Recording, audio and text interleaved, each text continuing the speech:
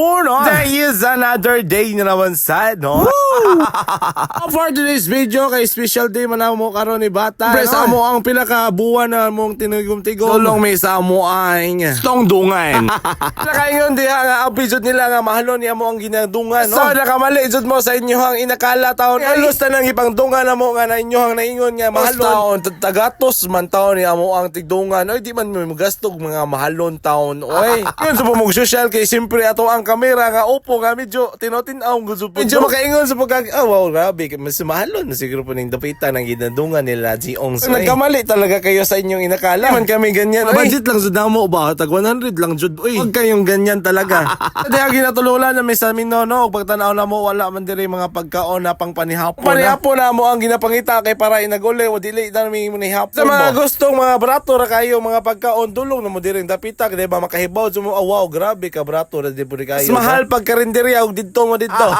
Ang una mas mahal pag karinderya gud kay simpre mo order pa mo jud kag Sprite na. Onya ang order sa isa ka hiwa kay 50 naman. Palit pag agko. Buto na sa 16. Napay rice, duha ka rice mo mga pauli. Abot na gatos. Pag samantala kung mudong ka ning dapita kay cook naman na dayo na og pati ang rice. With sudan na nya gatos na. Aircon pag yun hapsay kayo ang pagkaon na to niya.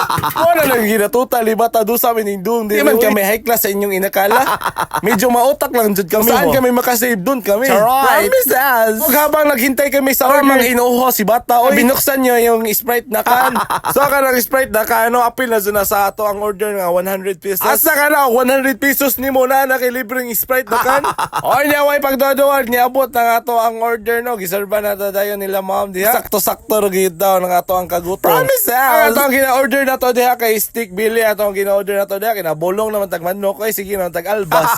Ang gina-order ni bata kay syempre. Ang gina-order ni bata dira kay og barbecue nga baboy. Bulong na mo gud mig manok ay mo nang nagbaboy na pud. Agi man kami mag-albas nateng 10 pesos only. Okay, dong albas na kalingaw na mo kanon tag gis ra jud taon kadong isol ug liog. Ana jud may makasave ni bata wo.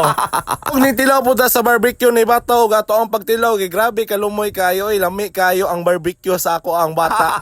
Ipatilaw pud ako siya sa ako ang stick Billy. Og nakatulon gyud pud taon si Zano kaysa kadako ba. Sakto-sakto ro gyud pud taon oy. Kaya ginaingnan ako ni bata ipatotal lang tanang angay totalo nato dito no. Para ato ang maandaman.